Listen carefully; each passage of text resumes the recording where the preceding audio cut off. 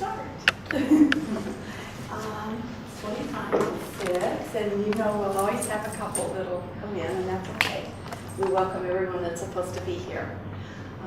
Today, to some, it's Palm Sunday, and so I got several that were, no, we can't, we got company, we got a big family gathering, so it was either that or Easter, so I figured Palm Sunday was best, you know, between all the different weekends that we have this space open. Thank you for coming, for all of you who made an effort to come. Everyone comes that's supposed to, and that's the way that I put it out there. Those that miss out are having their own spiritual time, hopefully someplace else, and enjoying whatever's going on in their life. For those of you that are new, my name is Corinne, and I'm the organizer of Celebration of Spiritual Awakenings. This has been going on for like 4 years now, and it is very versatile. Sometimes we have members that we haven't seen in 2 or 3 years, and other times we have all new people in the room, and maybe 1 or 2 that aren't. So, again, Spirit, I think, brings the people that are to come. We're a group of, I don't want to say misfits, because there are no misfits in the world of spirit. But I don't mind that term. When I was a minister and had a church in Denver, Colorado, our church was what one would call at that time a street church. Well, you all know what a street church is. You know what I'm talking about? It means you deal with street people. You deal with people that have been imprisoned. You deal with ladies of the night that are trying to support their children. And then you have a few core old Pentecostal people, bless their hearts, that are there to support you. Well, we were really a misfit church because we had those that had been in the church their whole life. We had others that are brand new.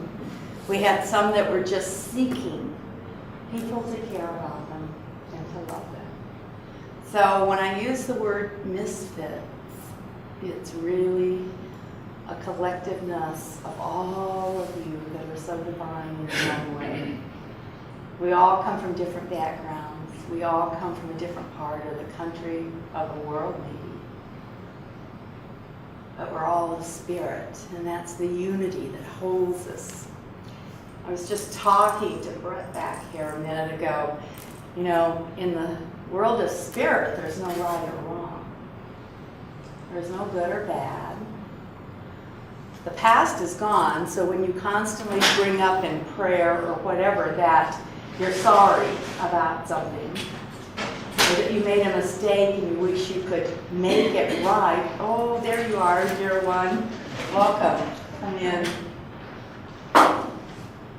That is, you know, the one you speak to, the divineness in you, whatever name it goes by, isn't even aware of what you're talking about, because it's yesterday's news. And it's wonderful to wake up every morning and know that I am wonderful, I am beautiful, I am whole. Doesn't matter what you think standards are of this world, it's what your standards are of the other world. And that's where we all really believe. We're just spiritual beings living a human experience. And this is one we chose. So tonight, you chose to be here, and I'm really thrilled about that. Demora, it's so great to see you, darling. It's been, what, 2 years? 3 years? Almost 3 years. She lives way on the other side. Do you still live on the other side of town? No, I'm living in Central Phoenix. Good. Yes. So you're a little bit A closer. little bit closer. So all of you afterwards, make sure you greet Demora and thank her for coming so far, because Spirit definitely wanted her here today to come this far. So again, I'm Corinne. We're going to start over here and say who we are, and we're going to go around the room. Emmy, correct. Okay. Mama, next door. I'm Mama. I'm Gwen. Nice to meet everyone. Jacqueline, Jacqueline. My name is Jeff. I've been here since 2000. I thought it was 2008. Say 2010. I think you have. Yeah. And if anybody's interested, I'm looking for phone buddies to discuss affirmations and accomplishing things. That's good. I'm Kristen. Kristen, nice to have you again. Yes. Hi everyone, I'm Mason. Mason. I'm Spencer, and you can find these videos on spiritualawakenings.org if you do miss something or you want to go back in time. So if you do, just spiritualawakenings.org and look through the history and it's all there. Not celebration of spiritual awakenings, but spiritualawakenings.org. This is Spencer's creation, and it's a good, do you have it set up where there can be members join now? Not yet, it's a thing in Okay. progress. Yeah, well, he's been too busy helping me with my CDs, so he's also Magic Man Production. I wasn't supposed to share that, but he That's is. okay. So, Wendy? My name is Wendy, and I've been coming for a while and Yes. took some time off and I'm back again. My name is Brett, and this is my first time here. My name is Deborah, and this, really since I've been here, I'm happy to be here. Thank you. My name is Miles. Miles is back. My name is Jerry. Jerry, thank you for coming. Dale. Yeah, just a little there. Just a little Dale in the back. Angel Touched Chakra Meditation is on Amazon. If any of you are interested, we're going to do the 12th one tonight when we do our energized meditation. But this is something that I'm really most proud of. And Spencer just finished it because he's my production guy. As some of you know, I went through chemotherapy. I couldn't have gotten through it if I hadn't meditated. I wanted no one with me, just the presence of spirit and my meditation too. So, Spirit said there are other people out there that know nothing about this. They don't know the power and the might and the healing that goes into it. So share it. So one day Spencer came to my home and Spirit led. I didn't write anything down. Led me to tell my story and then to take people through a meditation for chemotherapy and radiation. And we're going to donate everything over cost to lymphoma, leukemia lymphoma, and multiple myeloma society. So if you know of anybody, it will be up on Amazon, and I do have these two. Spencer said $22, so we can give $12 of that to leukemia lymphoma. But I'll pass it around just so you can take a look at how beautifully it's packaged. And it's an MP3 player that two people can listen to, which is really neat. And they can also add other music, and he's already downloaded the MP3 player. So I think that's fantastic. Because when you're in the hospital, you can't have your recorder with you or your CD with you. So this way, they don't have to do anything but open it and plug it in here and in here. So anyway, that will be up on Amazon soon too. So tonight, how did I know to do these things? How did I know that someone would maybe benefit from what I had learned? We're going to talk about hearing and feeling and allowing to apply the awareness of spirit in our life.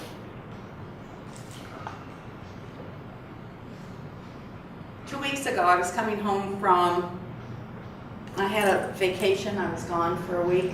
And all the time I was there, I thought, okay, when I get back, I'll post this meetup group on the internet.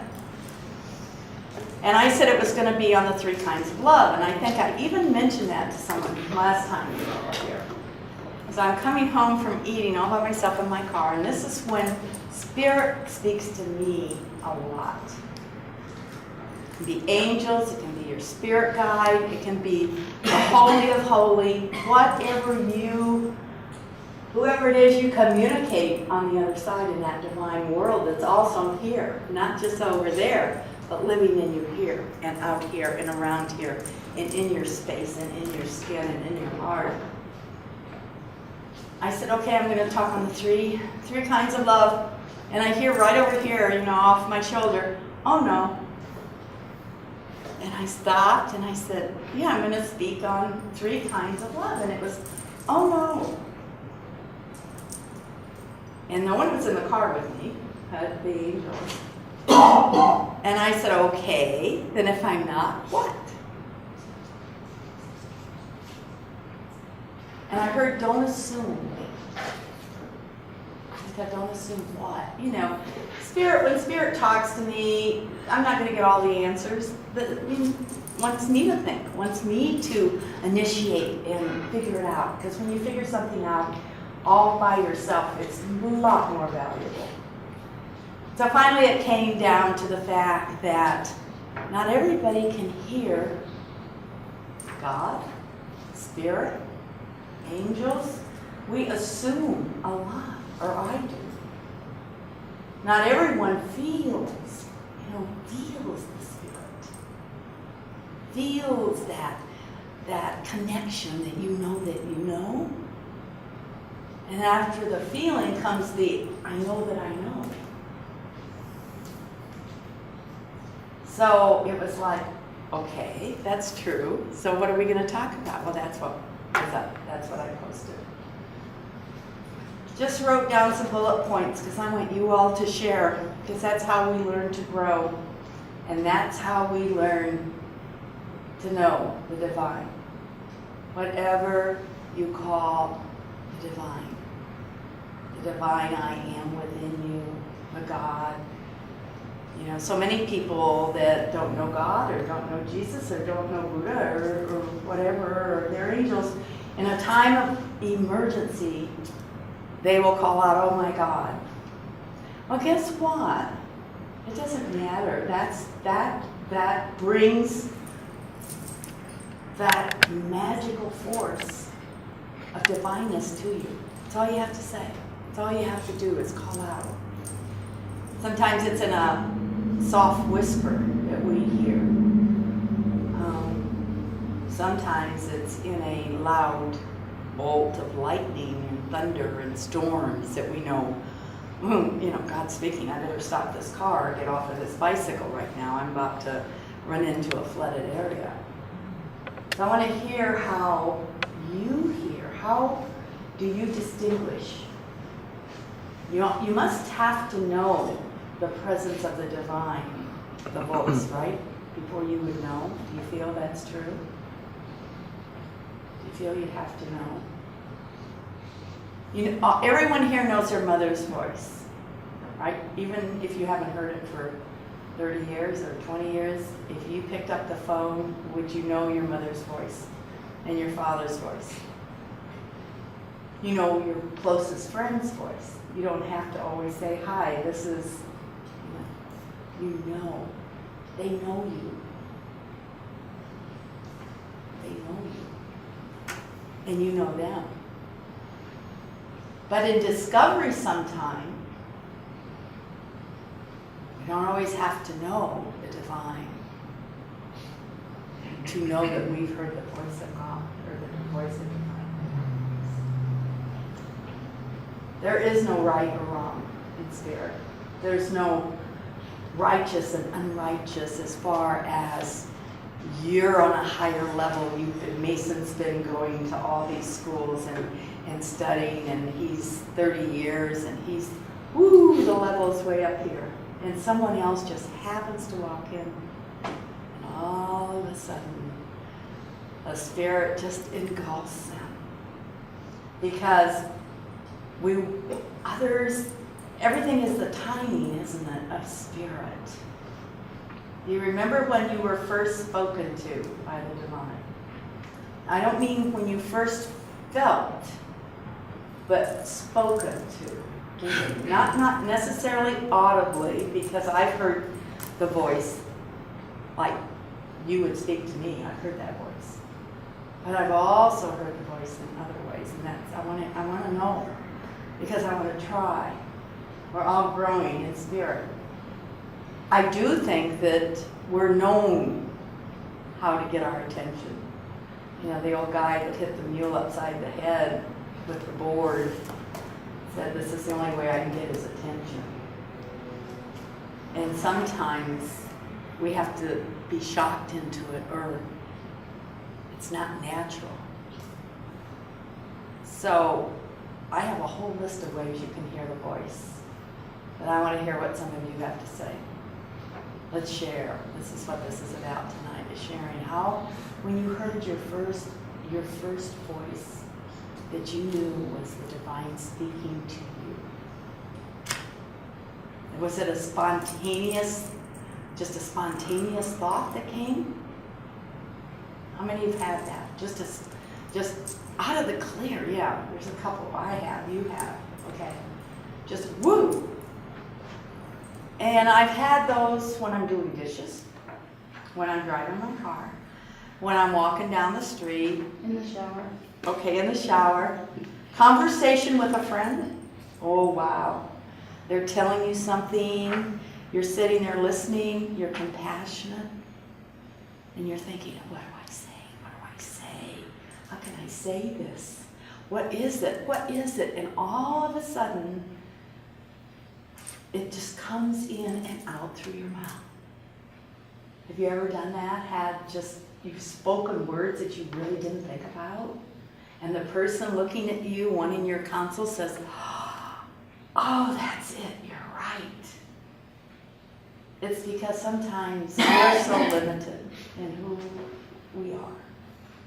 But Spirit is never, and Spirit knows exactly how that person. So think back a minute or two, if you ever had that experience where you had to give a speech or you had to give a talk, or I go back to knowing that if I ask, the words will be put in my mouth.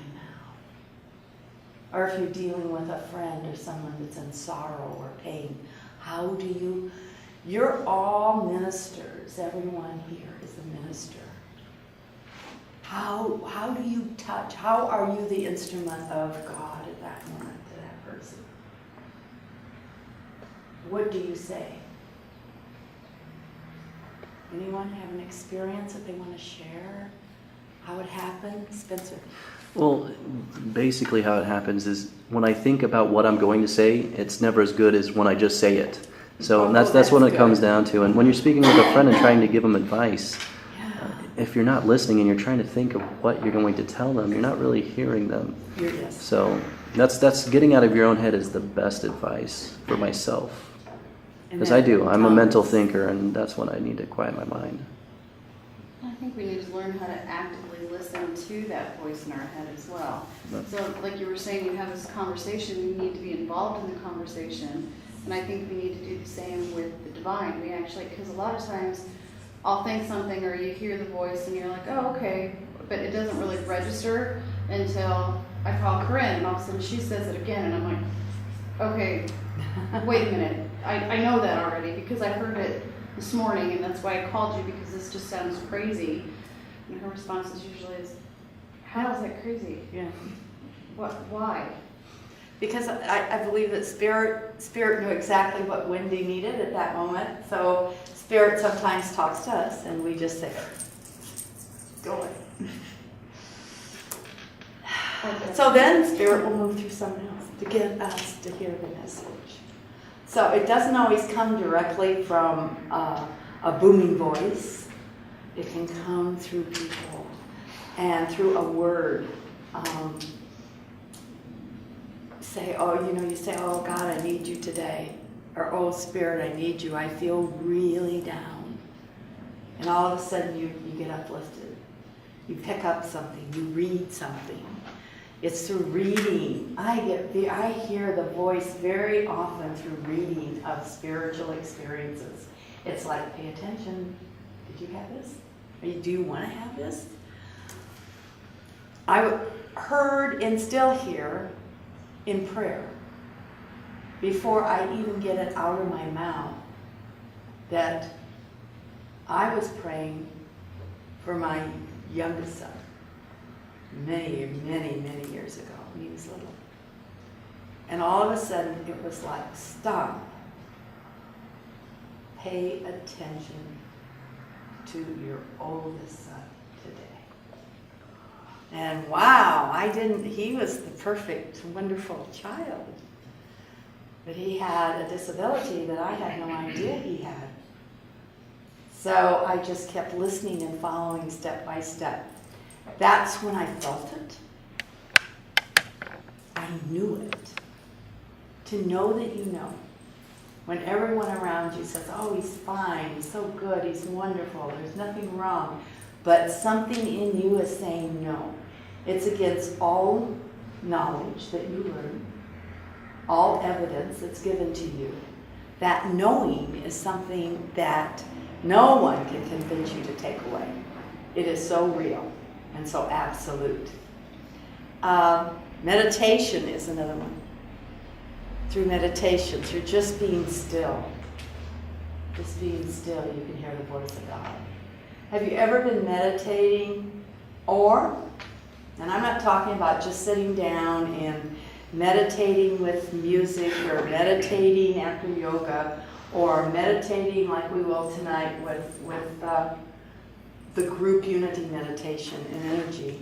Talking about just sitting still. Some people say, oh, I don't know how to meditate. Just sitting, clearing your mind. Just sitting and feeling the air around you in silence. How many of you have had an inspiration or an awakening during a time like that? What if you put it in nature? Up on a mountain, or in the woods, or on the ocean. I think that can be very inspiring.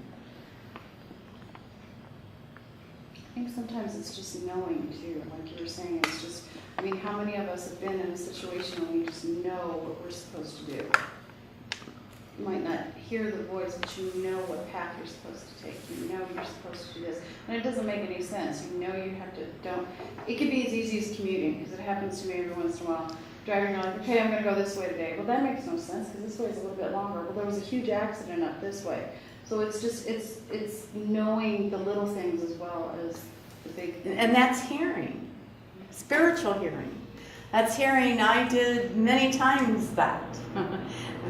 And during a snowstorm, I think I've told you all the story. I went the long way home because Spirit guided me. First, I was to get eggs, milk, and bread, and then go the long way home. And there was a family who had a broken down car, had a baby and 2 little kids, and no way to get the food.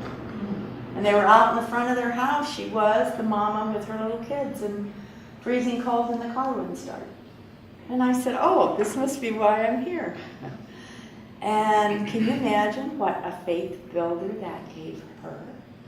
To think that the divine was watching out for her. Yes? You know, I heard a story where this lady had, I think it was Carolyn Mace talked about it, where this woman was in it was a terrible accident, and she was almost at the verge of dying. And the people that were passing, a lot of them were going, you know, it was a big lined up mess, you know, for traffic. And a lot of them were going, God, I wish this hadn't happened. This is going to screw me up for getting to work. And this one woman was driving by, and she started praying for the woman. And the woman was out of her body.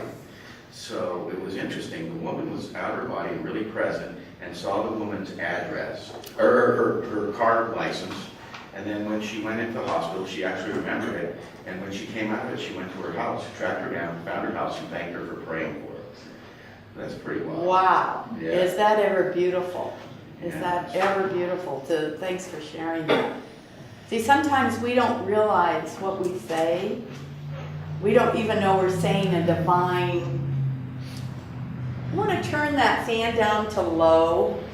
It was bothering my eyes. Oh yeah, it will with contacts. I'm sorry. It's on the right hand side, and you just push it up. That one right there. Push it up all the way, and it should get low. They should almost Well, stop. I don't have contacts, but my eyes just Your dry eyes out. dry out. Yeah. I'm sorry. Oh, Okay. no, I'm glad you Yeah, I could tell. Absolutely, Miles. That's Spirit can do that. You've heard of so many people that see an angel or spoken to an angel when they're in an accident. children are removed. The one I think everyone knows about is when the lady goes to ask her husband, there was an accident and her husband wasn't even around, he was gone, and she had 2 little children in the back seat, and they're helping her and they're trying to get her out of the crash and the stretcher, and she's saying, oh, but my little kids, they're in the back seat, and the car was just mangled. And the policeman said, no, they're fine. And she says, no, they're stuck in the back seat. And he said, no. He said, your husband came and put them in the police car, and they're sitting in there. And her husband was nowhere, it was an angel evidently that came. Another thing, I don't want to jump ahead, but just with that story, I get what I call truth bumps. When you all get kind of goosebumps. That's feeling the presence. And spirit loves to be talked about, because the whole idea is for everyone to be aware of the magic, as I call it, the wonderment of the divine for each of us, whether it's God, whether it's the Force. I remember when Star Wars came out and it was the Force, and I thought, wow, what a spiritual movie that is. For people that don't want to hear anything about a God, a creator, the I am. I mean, it's not out here. It's out here, yes. And it's way on the other side, and it's here, and it's here, and it's in me. And that's the beautiful part. We don't have a God that is way out where it's untouchable. Do you have a story? I just had a question, I'm yes. sorry. But what she was talking about with, getting directions to go maybe a different route or something. Is it sometimes difficult though? How do you discern? How do you tell if that's just anxiety? Yeah. If that's coming from fear? Because it gives you a real peace. Like she said, even when it's out of your way, like me in a snowstorm, and I just ran to the store for a couple things, and I had little kids too in the car. And when I was somehow told, eggs, milk, and bread, and I didn't eat those. And then when I got in my car, I said, okay, what now? And it was like, just drive. So I drove like I was going home, and it said, okay, turn left. And you don't get that, it's a not understanding. No, it's not that not, it's ease. Right, everybody? Yes, go ahead. When I first moved down here, I think I've been out here only 2 months or so. My kids were back in Virginia. All of my family was back in Virginia, and it was a Friday evening, and I was coming home from work. I had left my wallet, my ID, everything at home, and I was literally a stoplight away from my apartment, and I'm just kind of sitting there. The radio wasn't on, and I was, it's Friday, you're winding down, and you're thinking, oh, what am I going to do this weekend? Well, just out of the blue, I heard a voice in the back seat say, don't move. And it was just like loud, kind of like your dad, when you're in trouble and you're like, don't move. It was like that. And it startled me so much. I said, fine, I won't. And before I could say move, my light was green. The other light facing this way was red, and there was a car doing about 50 going down. Right through the Right red through. light. She was looking over here at what I don't know. She didn't even know. She just kept going. And I said, move. It's like, go now. So, and I just, and that wasn't the first time that I had heard something, but that was a profound moment for me because, I didn't have an ID. I mean, I'm sure, they track you down with your license plate and everything, but if I had just been stubborn, because anyone that knows me knows I'm an extremely stubborn person, light was green, like, I'm not staying here, the light's green, I just gotta go right there. But it was so powerful, and it had such an impact on me in the moment that I listened to it. And I don't think I would be here if I had not listened to it. I think that when that happens, has anyone gone against the voice?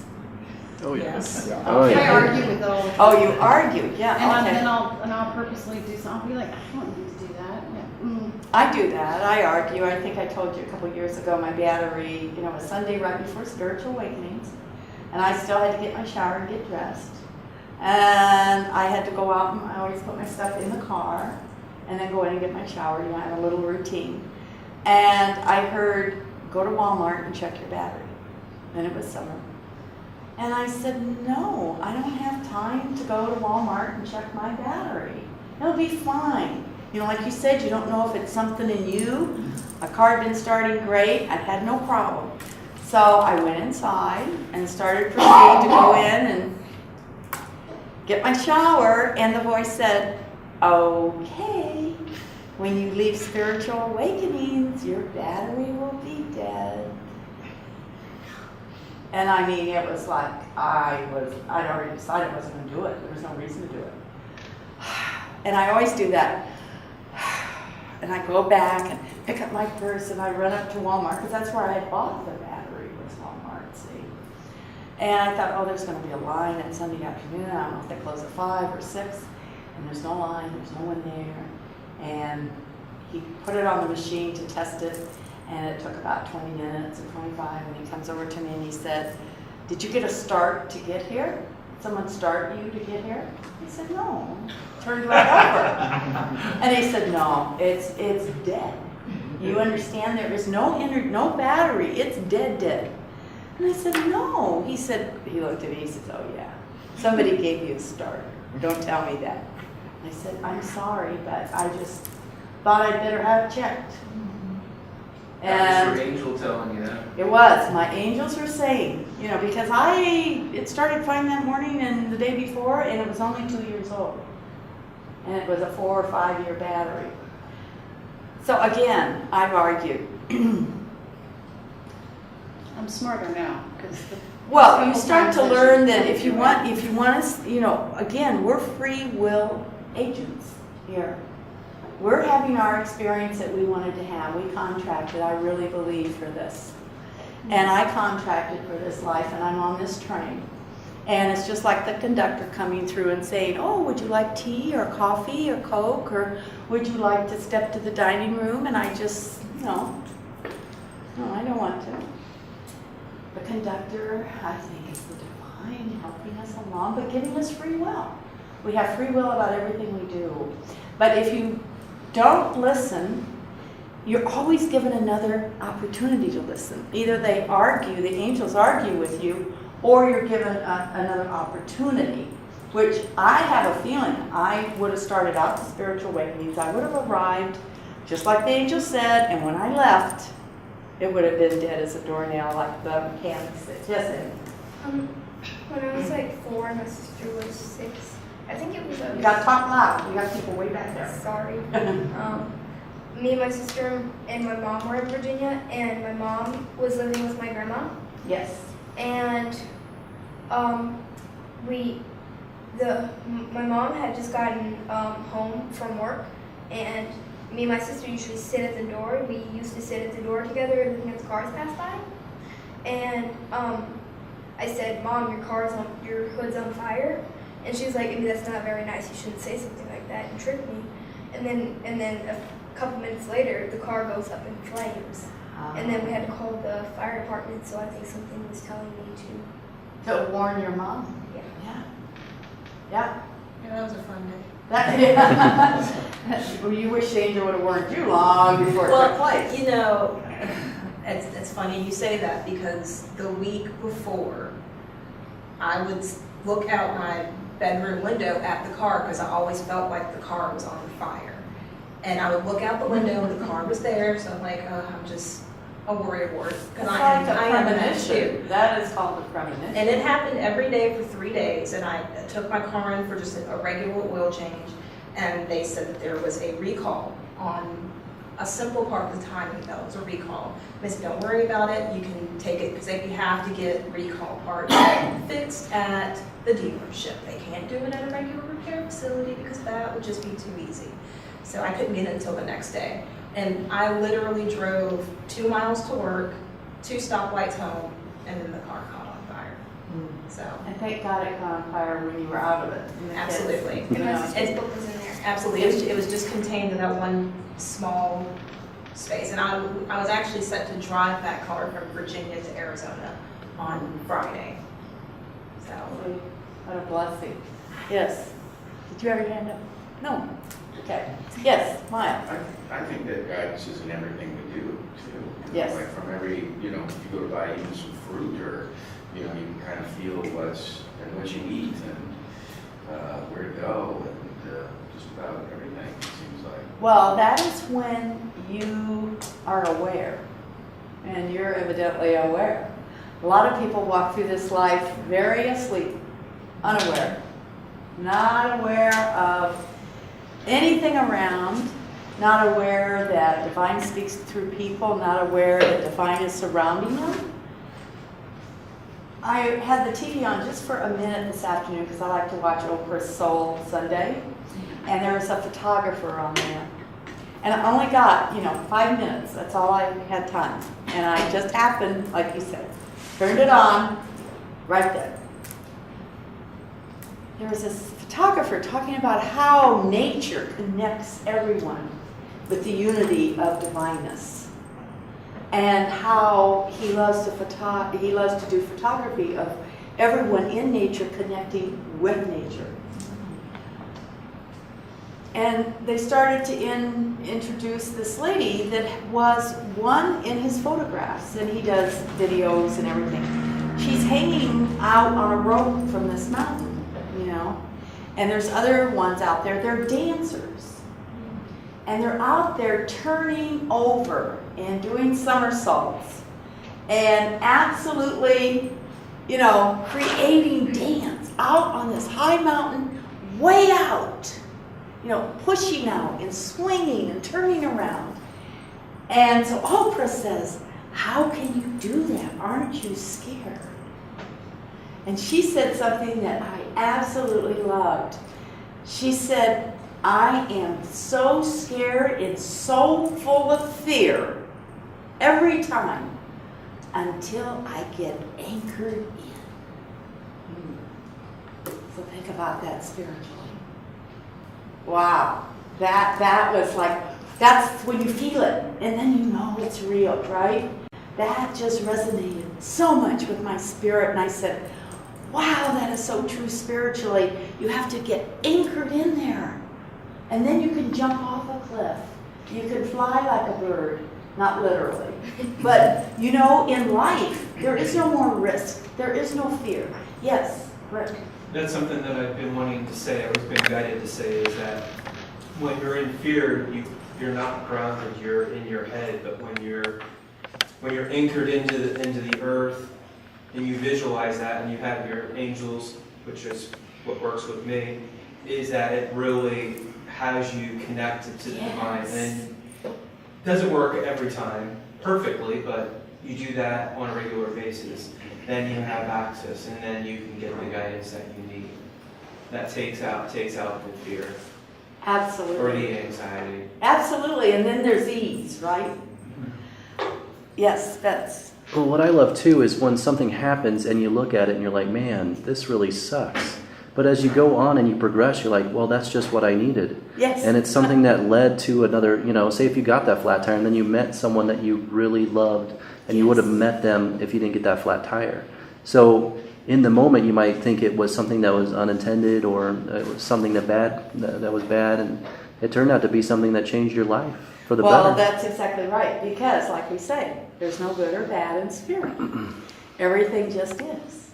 So if we can look, that's where the old saying, take women and make lemonades. Well, it's way beyond that. You that walk in spirit know that. Everything in my life I can look back and say, wow, that was right on. Because I wouldn't be who I am today.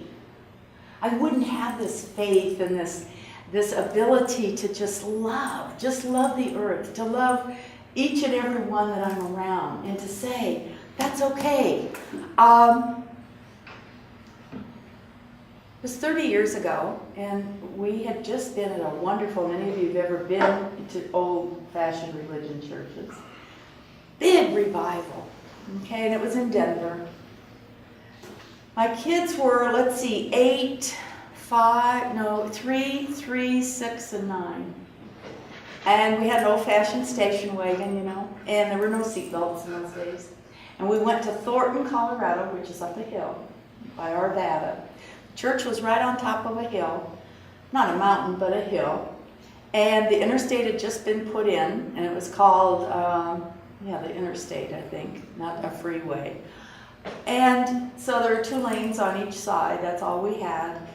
And when we went, it was wintertime, it was cold, it was freezing, but we went. The kids slept on our laps, and we listened and we sang all the great songs of the spiritual realm. And we were up here when we left, very fulfilled. And we get in the car and we go around the corner from the church, and we're going down the road. We're fine, and we could see it snowed, we could see the frost. And we get right at the top of the hill on the freeway, and it's nothing but black ice. And we're going about 45, 50 miles an hour. This was my first experience with how divine our lives are. How important each and every one of us. Because look at the millions and billions of people, and how could the divine care about me, right? We're just, we can just be thrown away, right? That soul, that wonderful soul that's in us is as valuable. None of us are higher or lower than the next person. We're in the car. And Bob says, I said, black ice. He said, yeah, I can't brake. There's no braking. And he said, I just have to steer. And I said, okay. And he says, I can't brake because it'll, on black ice, anybody that knows the snow and the ice, you can't do that. So we kept picking up speed, and all the kids were hanging over the back of in the station wagon over the seat, and they were silent about it. And I look in front of us, and there's only 2 lanes, and the other 2 lanes have a big, it goes way down into another freeway, so there's no connection with the other 2 lanes coming this way. It's just a big hole, big, how the freeways do that when you're going on the ramps that go down and connect. And there were a huge pileup right in front of us, all the way across the 2 lanes. There were cars going by us because they must have started out faster, and they were braking and spinning and hitting those cars, and there was just, you could hear the metal, you could hear the screech, you could see the smoke in front of us, and I just said, oh my God, help. And Bob, I look at him, and he's just like this. He's just holding it. And we were headed right exactly for the middle of 3 or 4 cars piled on each side, all the way across the freeway. Other people were going down and making it worse. People were jumping out. I know there were injuries. I know people were hurt. And all of a sudden, I didn't hear the rubbing of metal anymore. And we were really close, like from me to Dale. And all of a sudden, it became very dark in there. And the kids said that they felt and could see the white wings all around the car, like angels' wings all around. I didn't see that. All I saw was Bob going straight, but I wasn't panicking. We weren't bracing. Nobody had seatbelts. And the next thing I know, there's no noise. That's a sign that you're in a different dimension, right? And we actually, that old Pontiac station wagon went right directly through. We get through, it's almost level now. Bob starts braking because we wanted to see if we could, and we turn around, we look at each other, and we're like, what? And I just kept saying, thank you. Thank you, Jesus. The people that shout, thank you, Jesus. Yeah. You would too. And I looked behind, and all of those people no other car was coming through. We went home. We didn't talk about it. It was so sacred. We felt so privileged, honored. It's almost like people that come through something like that and ask, why me and maybe not them? We couldn't walk back up there. That was in the middle of the freeway. We couldn't go to and there were police now there and fire engines. So many, many, many years went by. My kids were all, hitting 50, hitting 45. So I've asked each of them personally, individually, do you remember? And they're like, Mom, yeah. That was the most unexplainable thing in my entire life that we ever did. Where they all said individually they could see, and that night that Danny was saying, oh, see the wings, look at the feathers, because they were just like we were just, because that's the way we see angels. You know, little kids see angels with big feathers. My aunt saw angels looking like the part, because with the hat on. Her angels were in hats and suits like they were going to church. So it's how we see our angels. Some people never see them, they just feel them, which is fine. It's good to feel. I would just assume feel. I like that feeling that you get, you know, goosebumps, or you get a smile on your face, you get a twinkle in your eye. I was looking at Jerry, I can tell when I'm saying something that's really resonating with her, because she gets this glow. Has anyone said you've got a glow about you, a light around you? In our dreams, how many of you had the divine speak to you in a really lucid, prophetic dream? Any?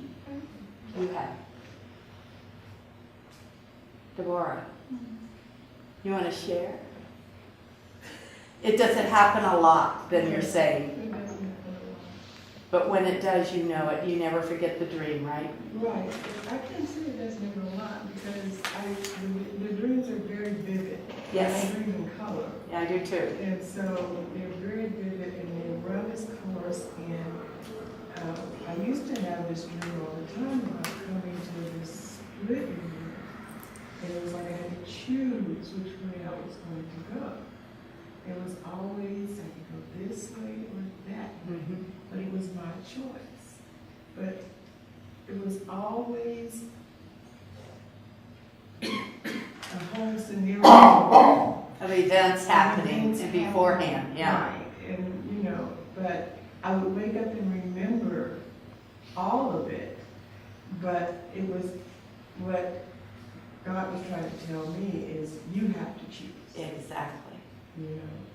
And regardless of which way I chose, it would be fine. It was going to be fine, but I didn't know it at the time. I was like the person who's always stumbling around in the dark, you know, because I'm one of those people that think I know everything. So, but whatever way I went, it was always going to be fine, you know. But in the dream, would be so vivid, you know, that I was kind of be in a panic. You know, I would call it this recurring dream. Something's getting ready to happen. I would always know something's Then getting ready to happen. you would know how to register that dream with activity in your life in this dimension. Right. So it starts out, and then once we become repetition in something, and then we look at what has happened, we know when Spirit is really speaking to us about it. Mm-hmm. And we dream all the time. We don't remember them. Most of my dreams are from eating too much sugar before I go to bed or something, and you know, we have these dreams that we don't even remember. But I know I have very lucid dreams. I have very spiritual, prophetic dreams. But I've only had like 3 or 4, and I had one just last week, and I want to share it with you. I have a friend. Well, he's really not a friend. He's my ex-husband and a friend. Okay, so that tells you on what good grounds we're on. He came to Mesa. I haven't seen him in 24 years, and he came, and we met and was really happy to rekindle our friendship. He was looking for a motorhome, and a newer one, okay, because he goes all over the country all the time in a motorhome. He loves that. And so he was going to sell the motorhome Betty, and I said, that's great. So here's my dream after he leaves. I'm in the motorhome, and I'm with another lady friend. And we're trying to take it over to a buyer. Now, I would never drive this huge motorhome to begin with, okay? But here I am, I'm driving it, and I'm taking it, and I'm trying to find the street. She's looking out the window, looking for where I'm supposed to go, and all of a sudden, there's a red light, and I have no brakes. Absolutely no brakes. So I said, oh my gosh, what am I going to do? What am I going to do? And I went through the red light, and then I got on the wrong side of the street, and I was missing this car, and I was turning it this way and turning it that way. And I said, how am I going to get out of here? I can't. She was still looking for the street sign, you know, and I'm like, I don't know, I'm having a problem here. But yet I started relaxing in it. And I was just, it was like a dance with the other cars. I was just dancing around it, wasn't turning over, didn't wobble where, you know, I would have been in real life. So I see this road, and it's one lane coming, there's one lane going this way. I don't see another lane. I thought, oh, it's probably divided, it's over here someplace I can't see. So I take the road, and I keep on it, and I keep going, and I keep going, and there's still no brakes. And I kept saying, oh, thank you, I'm not right up behind anyone, because what would I do? I don't want to hit anyone. Kept going, finally get up a mountain, and the mountains were on each side of us. Remember, I'm coming out of Phoenix, okay? That right here, the road's here, there's a lane coming this way, but I saw no cars coming this way.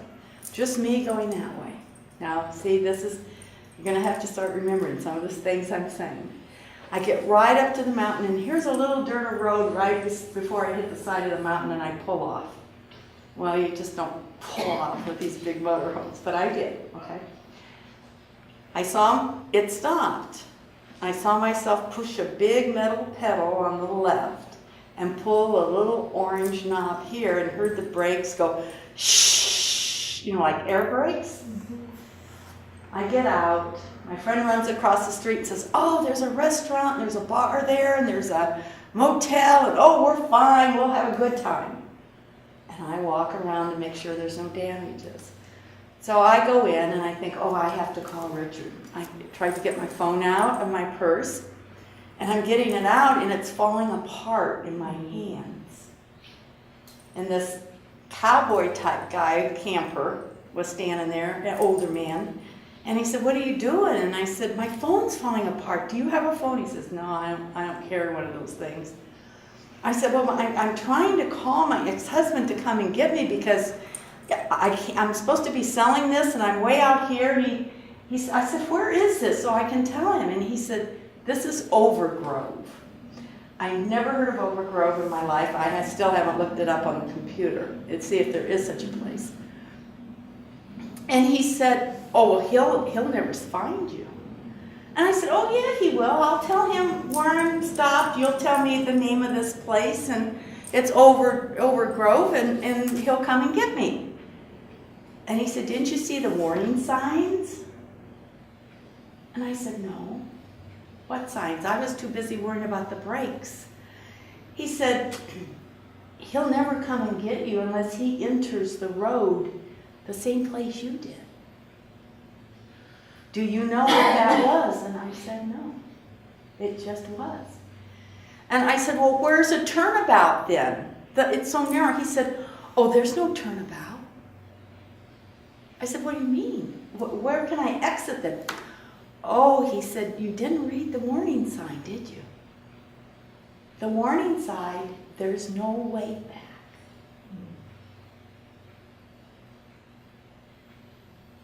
I remembered this. I was just like, no way back.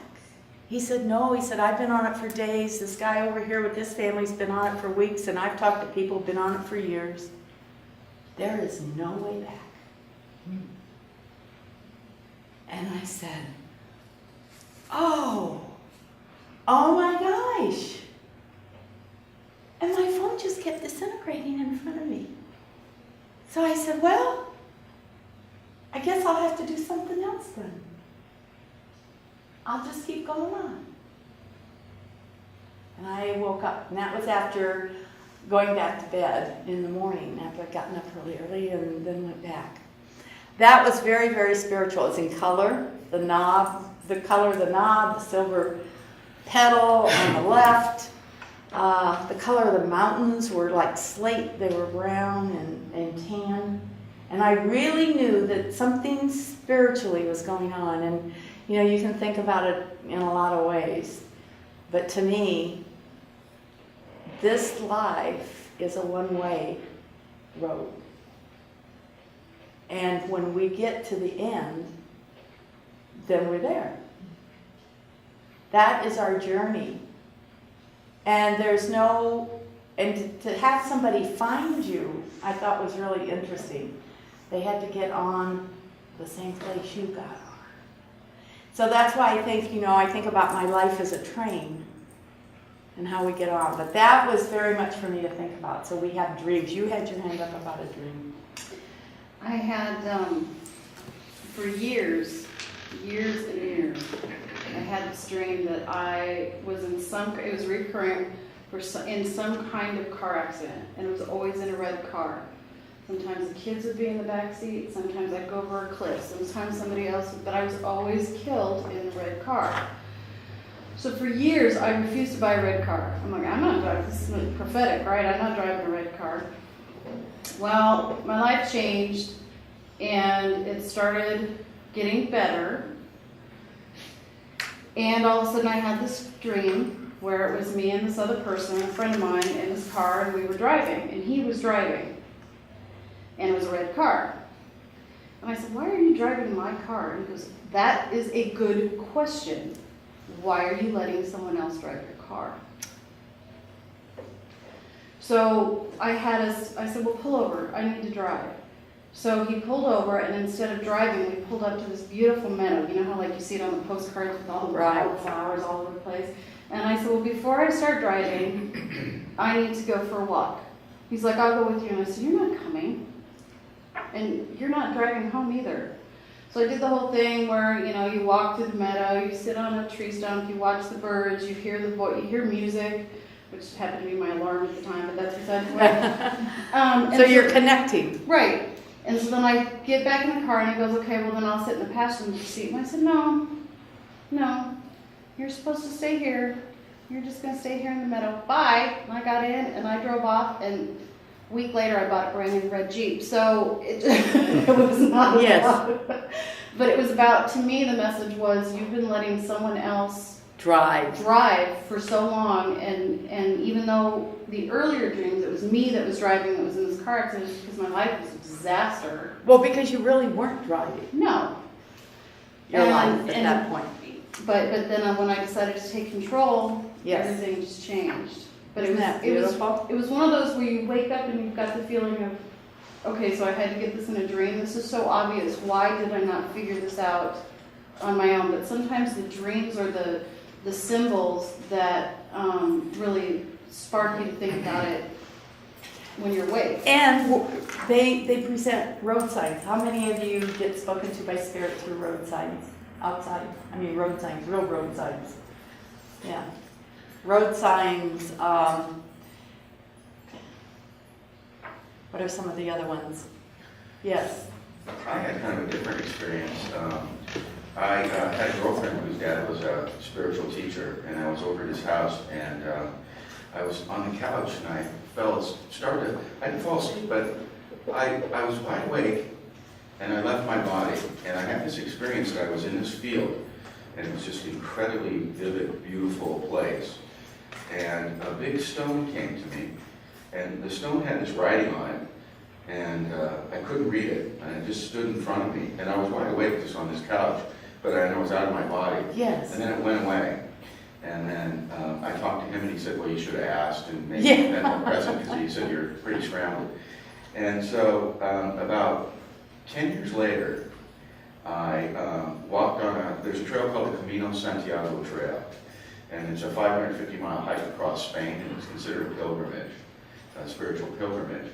And one night I woke up at about 4:30, and it was like, I should get up and just start walking. And it was pitch dark. And I put one of those headlamps on my head, and I just started walking through the forest. And the sun was coming up when I got just at the edge of this big clearing. And when it came up, I swear to God, I was in that same exact place that I saw. And it was so familiar, and it was so emotional of an experience for some reason that it just made me cry. Like it was, and it was so familiar, this place. And it was just out in the middle of nowhere in Spain, Yeah, but isn't that beautiful that you were already being, I call it projected there. You were already seeing where you were going, if you listened. and did it when you awoke and thought, I'm going to go. And then you saw it. And that to me is like, wow, this is confirmation. You know, there's nothing better than to have pictured something, and then when it happens, to see it in that dimension, and then when it happens, it's like, wow, this is what it was all about. Because so many times we don't listen, but see, you listened. And again, it's how you have to know your creator in a way where you're going to recognize the voice, like you would your mom's or your dad's. Or they're going to be talking to you all the time, and you're not going to recognize it. And like I say, there's a lot of people walking through the world that are not awakened. And the reason they aren't is only because they haven't had that experience. They haven't had the experience of going, whoa, hey, I'm listening. So many people's minds are constantly just turning and turning and turning. So through meditation, we can really hear and be still and hear the inner voice in us, which is the higher self, the I am, the Almighty, the creator of life, and all around us. And all through visions. How many of you have visions? Yes. You want to share one? Usually when I'm in church, Yes. I'll start getting visions all the time, and for me to share with other people within the church. Wow, that's wonderful. And it's either like a movie, Yes. or it's a painting. It's one or the other. So some people call that intuitiveness, metaphysical knowledge, channeling, predictions. What they call it in the church is prophecy. We call it that the person has psychic abilities. I believe that all the gifts of the church are the same as the gifts of the spirit. It's the same as the gifts of metaphysicalness. So for me, they're all one and the same. But that's wonderful. And then do you feel led to always share? I do, and if I don't, he'll bring it up the next. So you'll know again Yeah. that you were supposed to. Has he ever said, this is just for your, or she, or your God, this is for your knowledge only, just to pray about this? Yeah, I've had that, and then as well, I've had it, it's for like the whole congregation. Wow. And that to me is prophecy or interpretation in the church. And that's happening, why? Because you're open. We have to be open to the wonderful gifts. Emmy. It was, I had like a visit. It was I think it was a couple months before me and my sister met Spencer.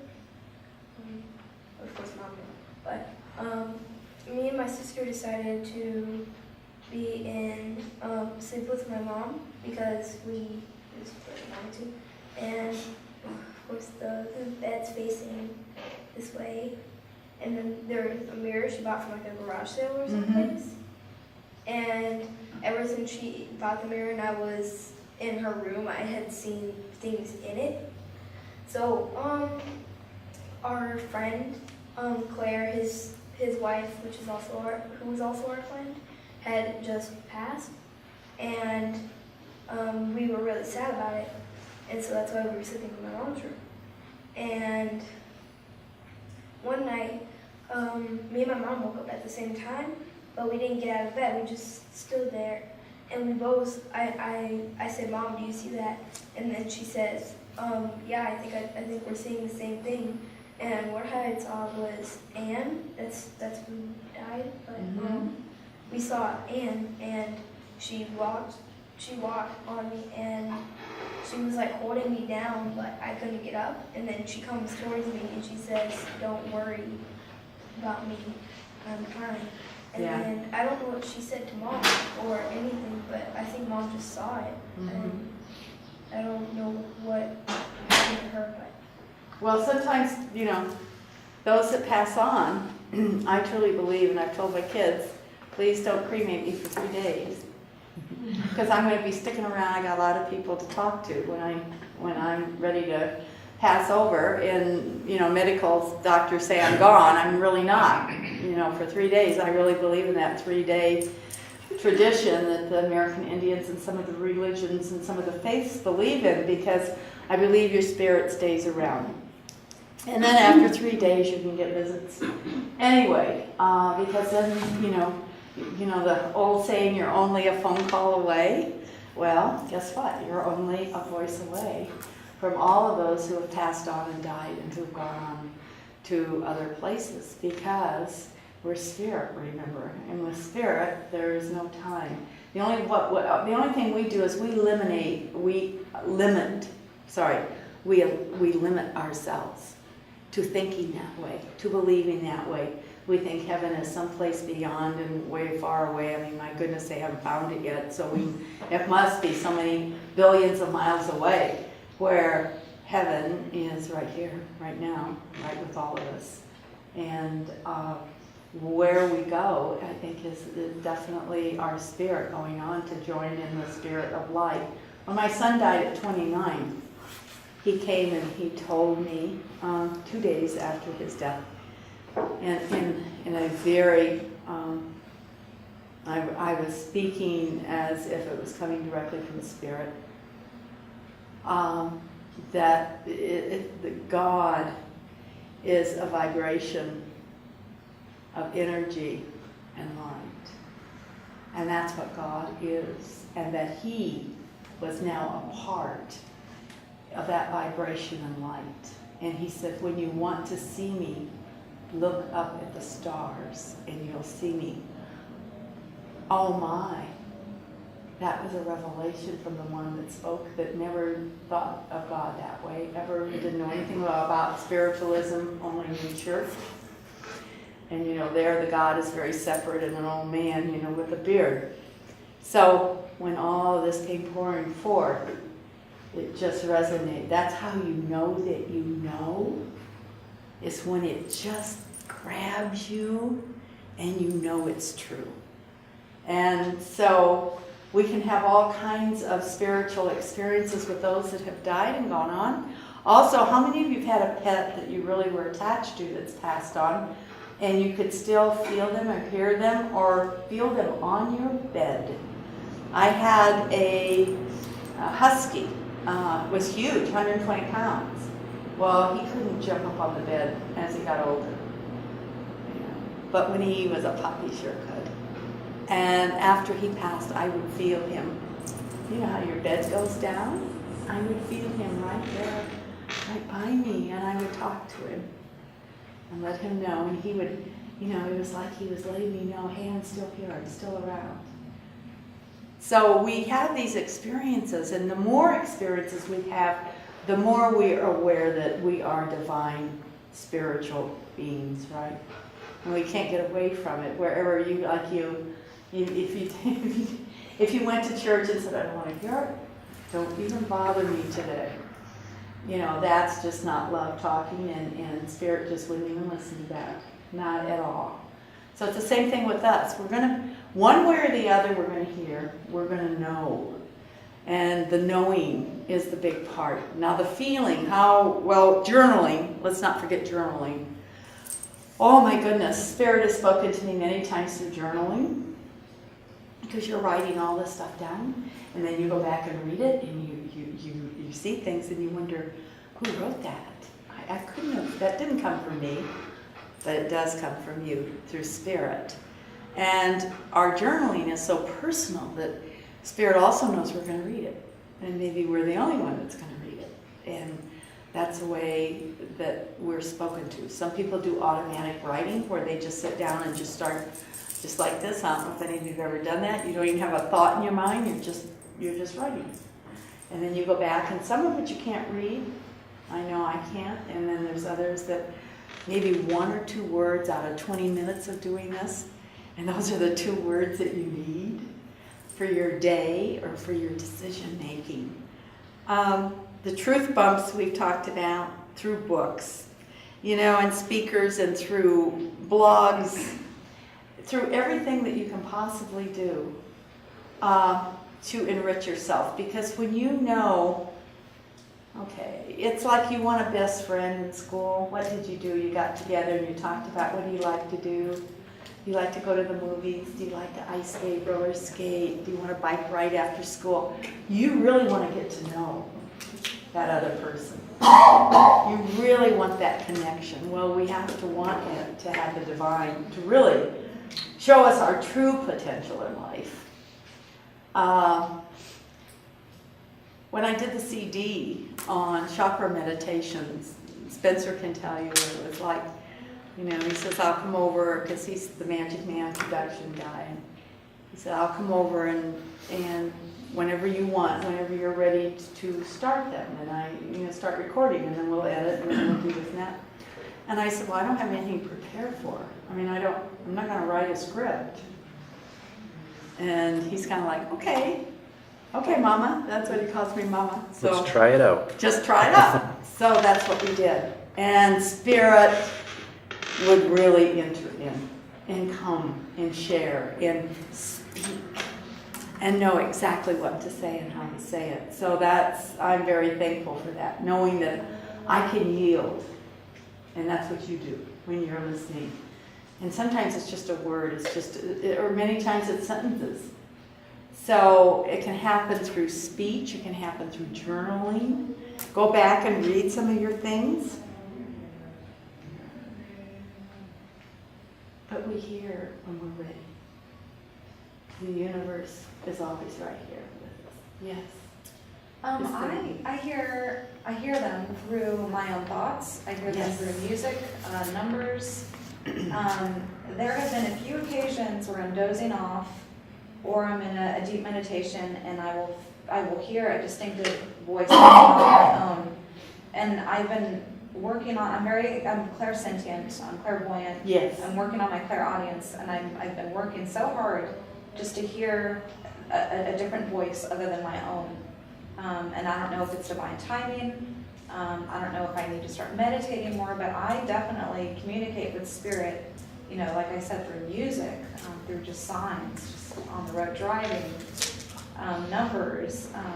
And I do hear them, but I have a hard time differentiating between, was that my own thought or was that spirit, talking to me through my own thoughts? Yes. And I just want so badly to hear just like a distinctive voice, so I know, okay, there you are.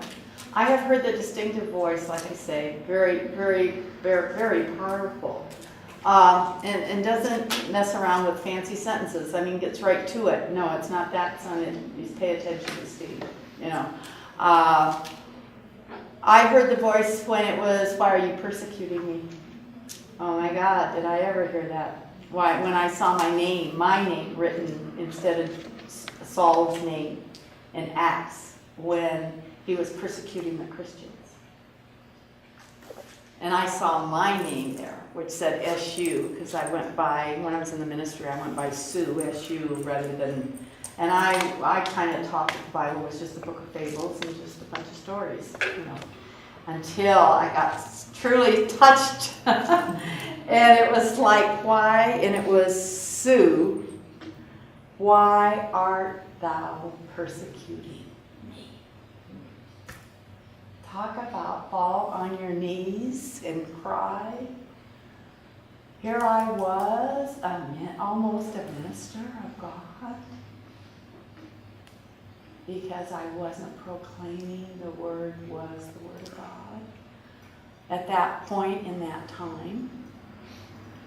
And it was just an absolute breakthrough for me spiritually. And then I went on, and then God showed me that the word is expanded in each person, that the word was made flesh, and we are the word. But everybody has to start at a baby foundation, But the way I've heard the speech before of God is physically something starts to happen to me. My heart starts pounding really fast. Does that happen to you in church? Or you start getting a flutter inside of you, like anxiety, a little nervous. Yeah. It's kind of like, okay, come on, it's got to be over soon or something. And then the words come. You're like her. You have her same ability and same gift. And I'll start telling them.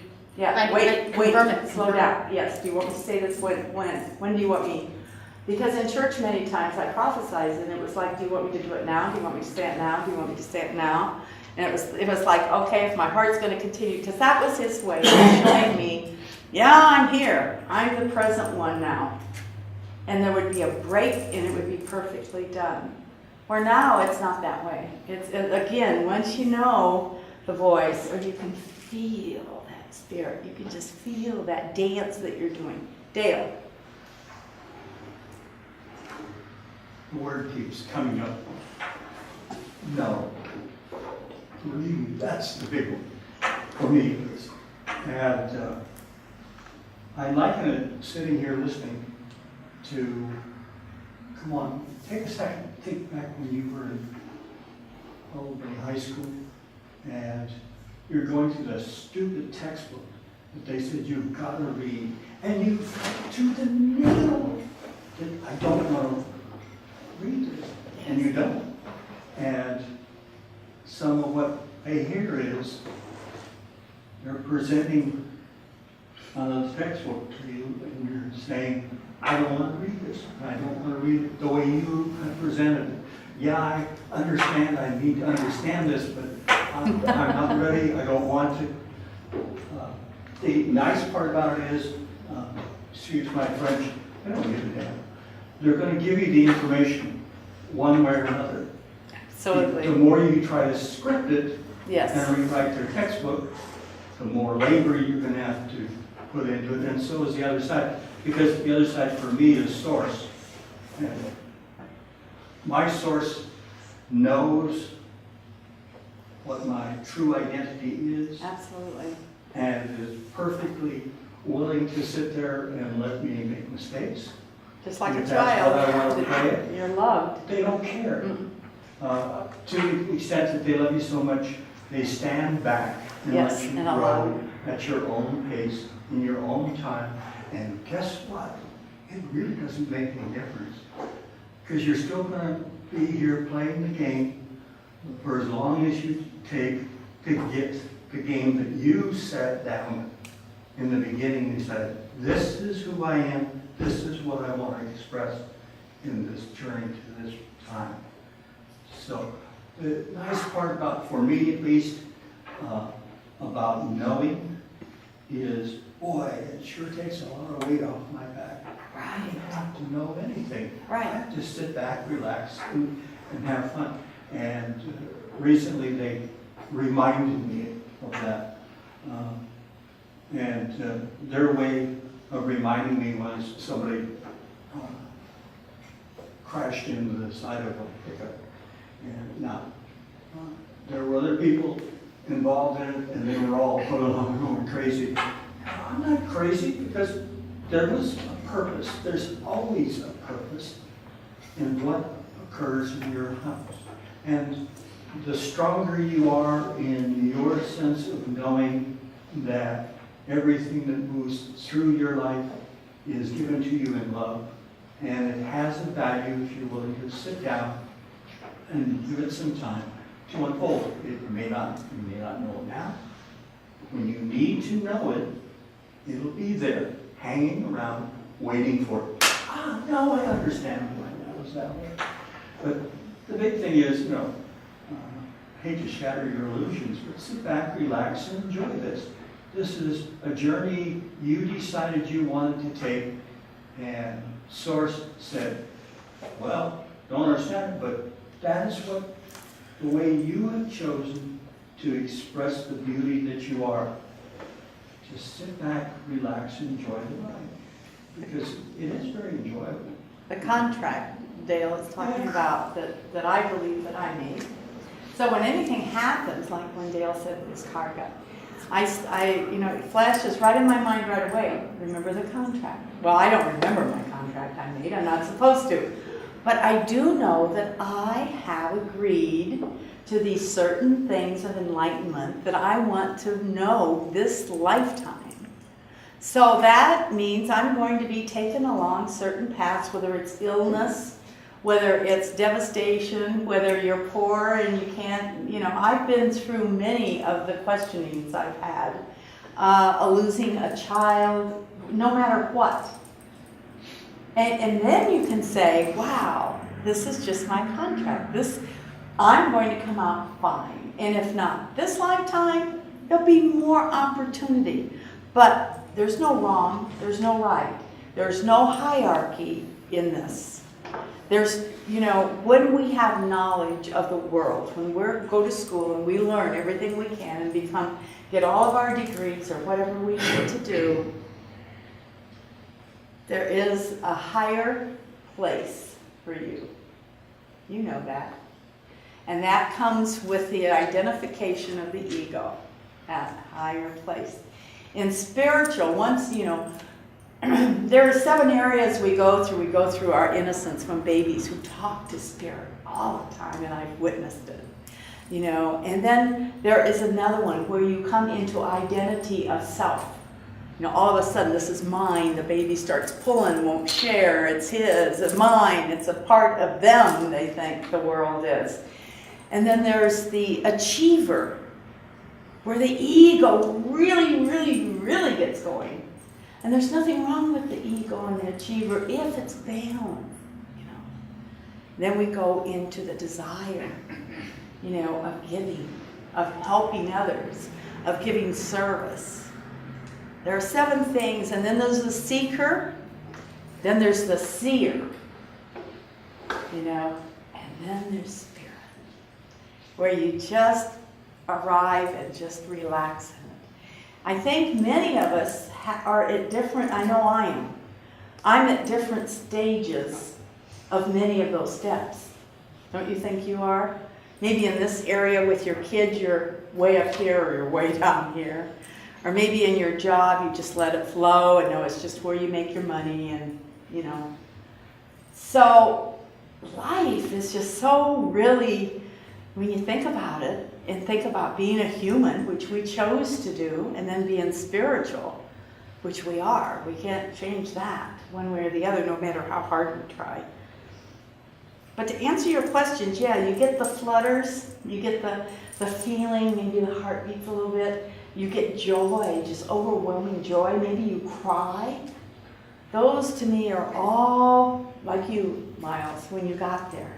It was just like, you couldn't explain all that you felt there, but you cried. It was that wonderful, that heavenly, that you were that raised up. In this world, people want to obtain and achieve. Okay? In the divine world, we want to be fulfilled and free. Free is the word. And you can only do that in perfect divine love. So the knowing we've touched on a little bit. The inner wisdom is not, I love this. Let me read this to you. I found this quote about knowing. The inner wisdom is not subject to influence of the outside world. Our knowing is the source of our discernment and our ability to ID our decision.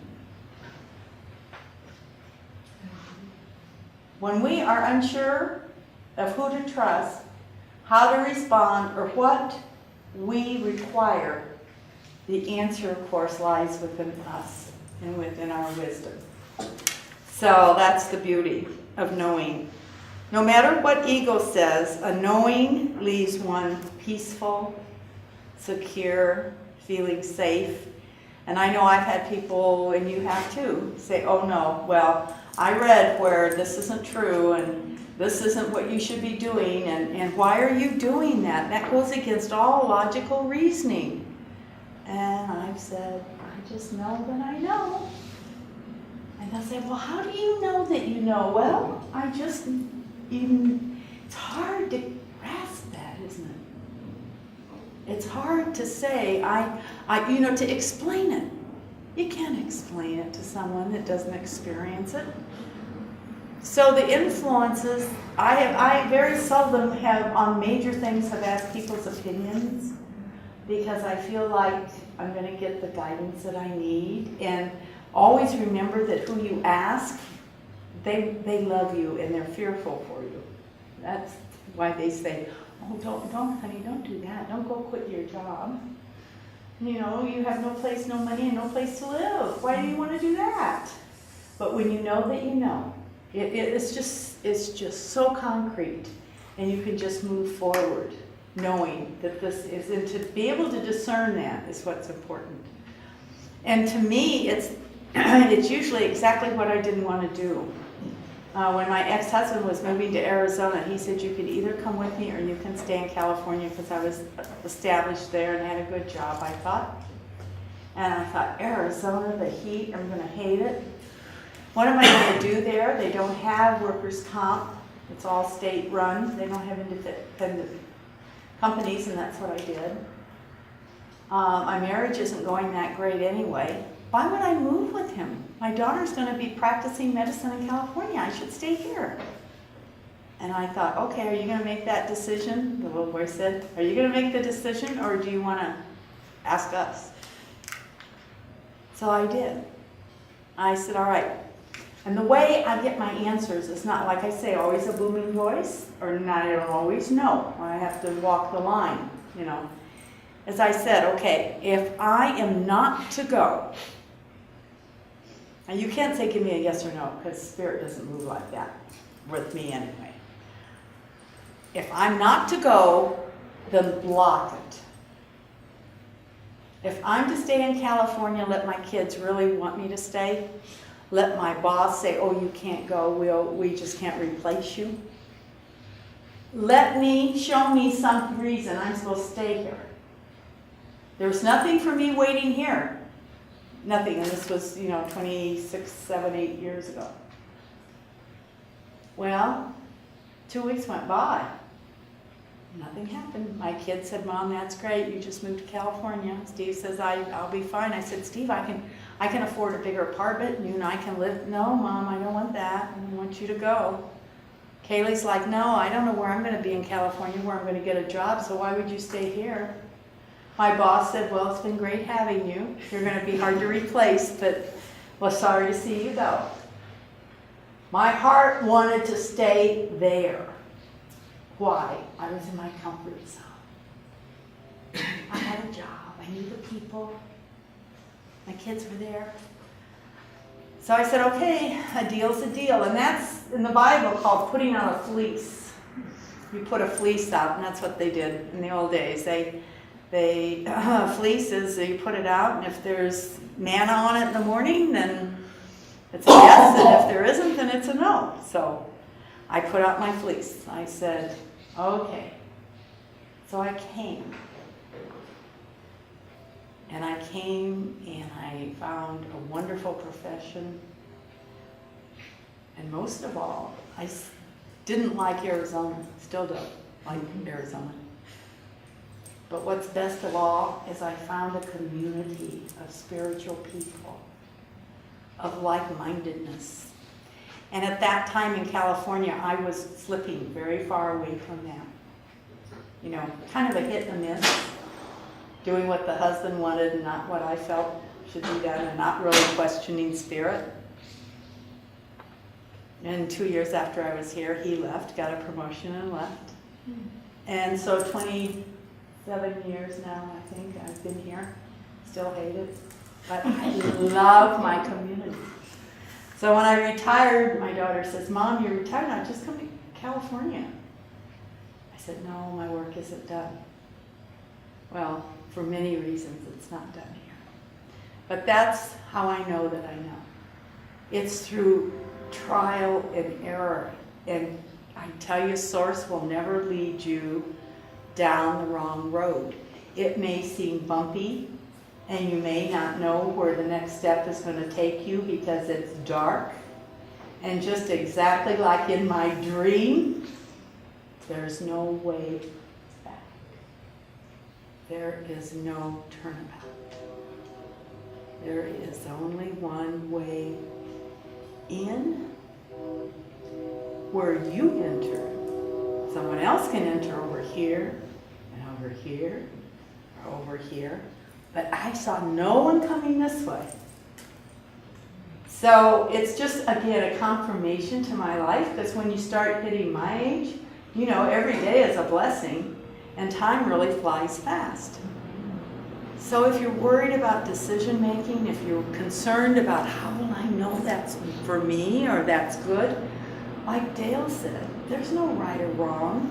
Like our beautiful lady in pink said, there's two ways you can go. Deborah happened to go this way, and she's blessed, right? She could have went the other way and she would have been blessed too. I could have stayed, but would I have been fulfilled and free? You know, because that's what's important, is that knowing, that deep knowing of who you are. A great book I would really suggest if you want to read is Deepak's book. It's one of his old ones. It's The Wizard, The Path of the Wizard. The wizard can be your spirit, the I am, the observer, whatever you want to call the force that lives within you. But it's about Merlin and King Arthur. And Merlin, you know, was the wizard. So that's the way Deepak has written the book. And there's all these lessons to learn. And I wrote down, I told you briefly, we go through innocence first. And that's a child. They're so close to the divine. They've just left the presence.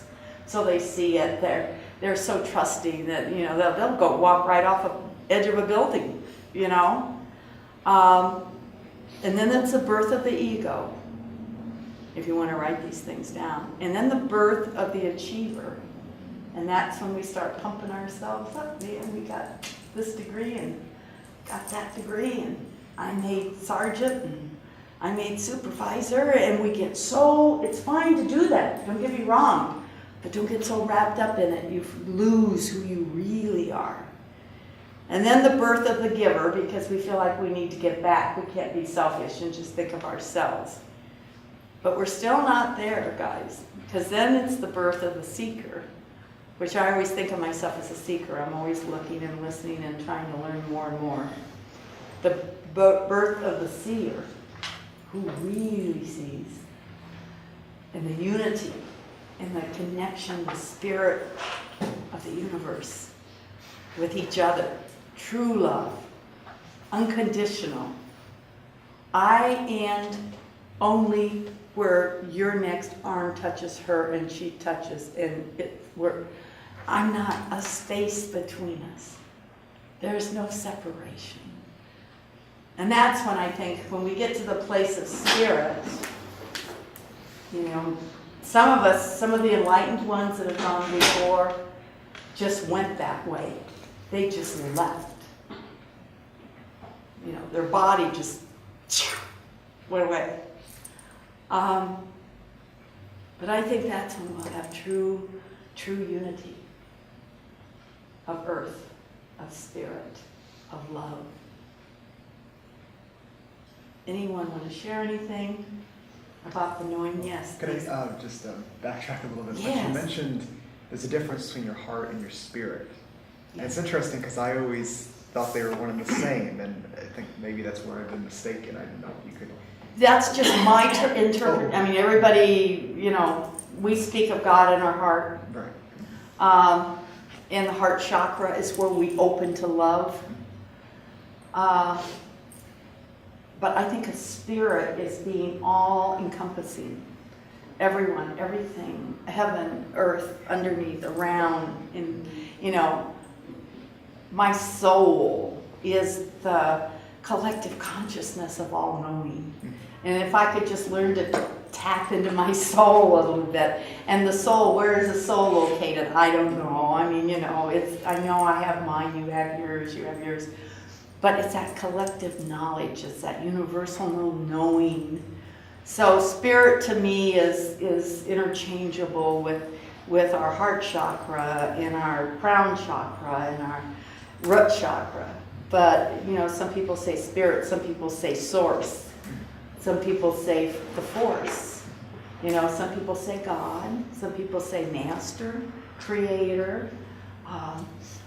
You know, I just know that there's humor where spirit truly is. Like if my son said they're all up there and all those lights, you know, everybody is up there with all this energy pool going around and they're laughing at how human we are, that we want to put that wonderful energy that we can't even imagine in a box and say, Unless you speak of it this way, you're wrong, and there's no right or wrong. So you give your definition. You know where you feel, and everybody knows how they feel it.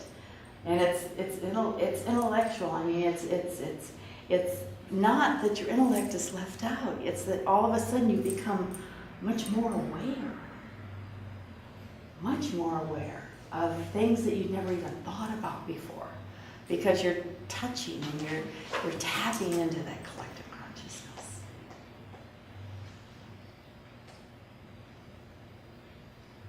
The next time you feel a flutter, or you hear something speaking in your ear, some people say they get a kind of a radio. Do you ever get that where it's different conversations just Yeah, right from about to fall asleep, I get that, but also sporadically I'll hear just like a ringing, or like a high pitched, or I'll lose hearing and like it'll sound like I'm underwater in one ear, and then the other ear high pitched. And then it'll open up. Yep. Yeah, one will open up and you'll think, oh, I didn't leave altitude. You know, I haven't been on a plane. What's happening here? But you get that. And then pretty soon you'll get a feeling or an inspiration or some kind of insight to go by.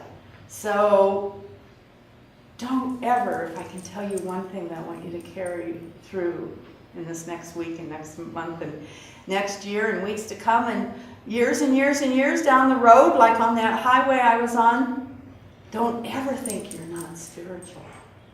Don't ever think you're not progressing. Don't ever think you are not loved just as much as Pope Francis or the monk that stays on his knees 24/7. Because spirit, Dale said, doesn't really care. We've made the contact. They're just here to help us, to guide us on this path, because you see, we're creators. Angels don't create.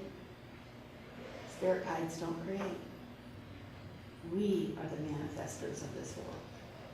We are the hands of God, if you want to look at it that way. So it's, what do you want to do with it? How do you want to live out your contract and live each day fully so that you can, and you will manifest. Once you know that you know something is true and you set out to do it, you will absolutely manifest it. For instance, the angels were not going to fix my battery. You know, give me a break. They're like, are you kidding me? You have to take action. Sometimes we sit and say, okay, here I am. I want that job so bad, or that $1 million, but I'm not going to move. Just let it materialize or fall from the tree. No, this is real stuff. We can manifest. We can move mountains. We only have to believe in ourselves and get rid of that fear. Yes, Jeff? What was your topic, your phrase, what you're describing right now? The thing The knowing. What? The knowing. To know. To really know that you know. I think it was something else. We're going to have a time of meditation, and I really feel that this has been great. I thank you for all your stories. Golly, it's really good. Oh, yes. I think she did something. Oh, did you have something? Can I write a book on your story? Sure, you're more than welcome to. I would be honored. Okay. Journal. Yes, Dale. I want to ask you a question because a question was presented to me and I have some idea what it's all about. Have any of you heard about the red sun? Supposedly, according to one guy, there are going to be 4 opportunities for it to occur. One is very soon. Really? The red sun? Yeah. Yeah. Do you know? It's been in the media. Yeah. They're talking about it in the media, about the red stuff. Was it? Some part of the sun creates a cloud covers it so you can't see it anymore. So all you see is the red stone, not the normal gold stone. And it's supposedly, because hey, I'm not a Bible enthusiast, but this bishop or whoever it was that they're putting on the air, it's a major event. It only happens, it's only happened twice before, I think, or something like that. So it's, Wow. Well, I'm for anything. I mean, I think everything is real. Spirit works through the Bible. It works through churches. It works through ministers. I'm going to look out for that because Spirit moves in mighty ways, in ways that we have no way. And I mean, if it brings someone a revelation or an awakening, isn't that wonderful? So they can get on that same road that we're on. I mean, I don't care how it comes, what form it comes through. It's just so that we're all there on the other side into the next world, and we'll be looking out saying, I think I know you. And that's what happens. That's how we can greet each other. We know it. I gather from what they're saying, it's supposed to be spiritually married. Well, good. Going to consciousness. Good. That's what we need. We need the consciousness moved. I have to read this to you, and then we're going to do a real short little meditation for my CD. I get this little book, Science of Mind, and it's published. It is published by Science of Mind, which is the Agape Church that Reverend Beckwith attends in LA. If you've ever seen him. This is a minister that is also in Science of Mind that wrote this. We have daily things. Well, I opened up today to read today's, and I said, okay, that's it for today. Tears and love. A wounded heart will heal in time, and when it does, the memory and the love of our lost one is sealed within to comfort us. Have no fear of tomorrow. Enjoy today. Refuse to carry the corpse of a mistaken yesterday. The day in which we live is significant. Don't live in yesterdays, live in today. This is what Spirit might say to each of us, so take it with love. I may not see the first or catch the second of your tears. I cannot stop them. They belong to you, as does your smile and your laughter and your song of life. I will walk next to you if that is your desire. I will stand by you and hold your heart with mine. I will love you the way good friends love. I will listen when your soul whispers. I will beat the drum to the heartbeat of your song. I will feed your dreams and blanket them with the petals of a rose. I will be there when you harvest the good that you have already planted. You can lean on me for courage to remove the stones of doubt and worry. I will stand by you when you are strong and during your darkest hour. I will help you find the words you need to speak with love and power. Don't give yourself to tears or worry, to pain or suffering. You are here by your design to live your life and dreams. You are the colors that create the rainbow. Your heart has wings strong enough to lift you above any storm. You were created to serve love in every form.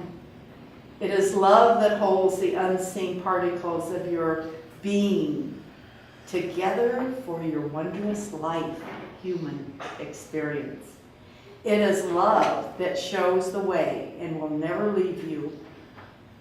Again, I have many names, and I say, I am your beloved. So we're going to go into our meditation.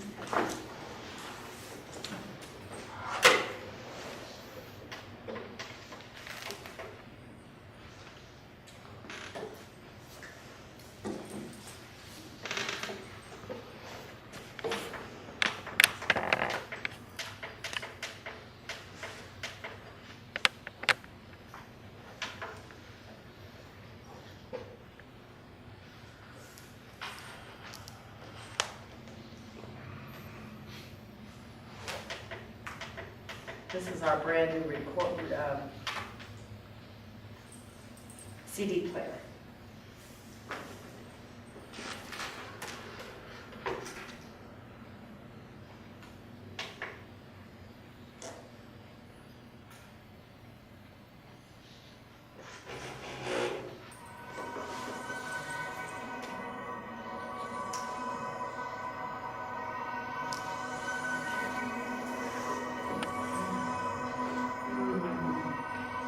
Just let yourself flow through this.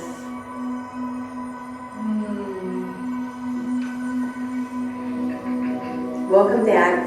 This is Corinne. And today is our last chakra that we're going to be meditating to open up. The crown chakra. It's right at the top of your head. Whoa, the crown chakra. The color is purple or violet. It is where we reach the height of our spirituality. It connects us with our divineness. It is the source of healing energy in this human energy system. I like to think of the crown chakra when it opens.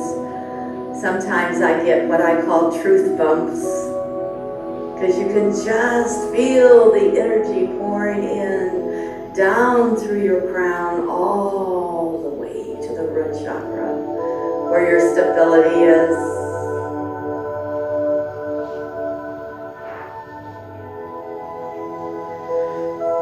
It is like all other energy centers in our human system. But the crown chakra exists to the core of our potential when activated. This is where the I am that I am lives. So today, if you're looking for the I am, if you're looking for divine healing, you're looking for more love, we're going to open the crown chakra. The vow is E. E. I like to think of it like easy. When you relax and surrender and ask for your crown chakra to be opened, it is so easy. Now take a deep breath. Let all energy that is not necessary, just blow it out.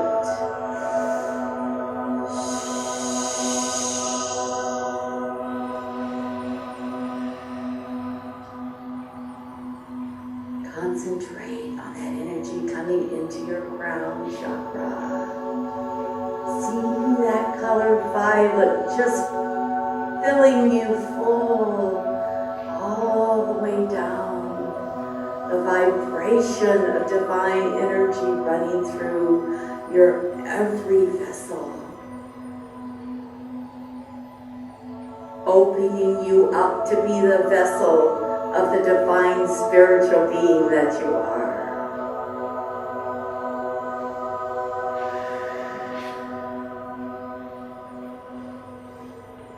Now as you open that crown chakra, letting in all the light, all wisdom and all collective consciousness, we're going to relax in our chakras. We're going to feel that vibration running up and down through every chakra.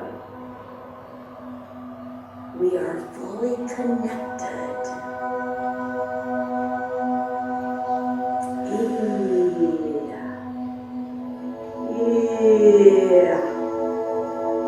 You may see strange words in your third eye or your sounds that are different.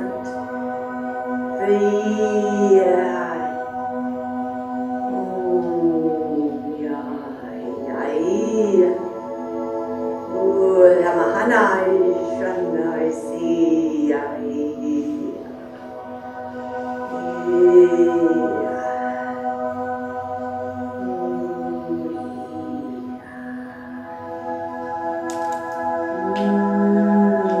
feel yourself raising. It's like your whole body is lighter. The collective consciousness is surrounding you in unity of love. That violet color is becoming more expanded. Your healing is transmitting out and in from your body. You can feel the tingling of the heat of your hands and the vibration of the energy.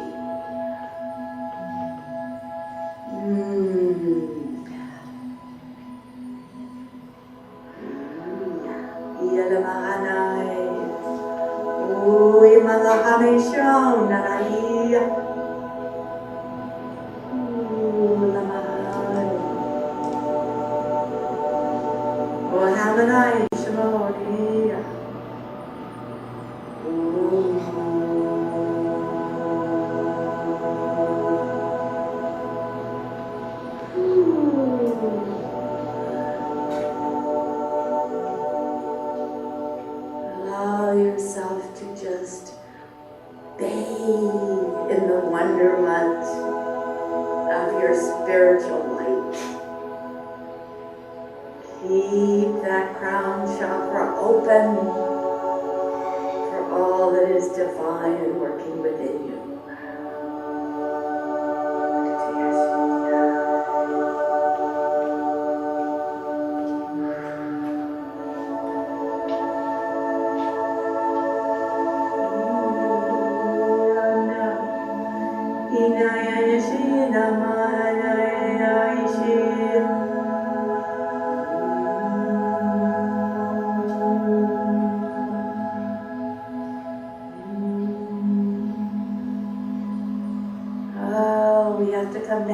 We have to come back to our surroundings. Carry this forth all day. Meditate daily. Open up your chakras and feel the spirit of love. Thank you for joining me. This is Corinne. Bring yourself back now.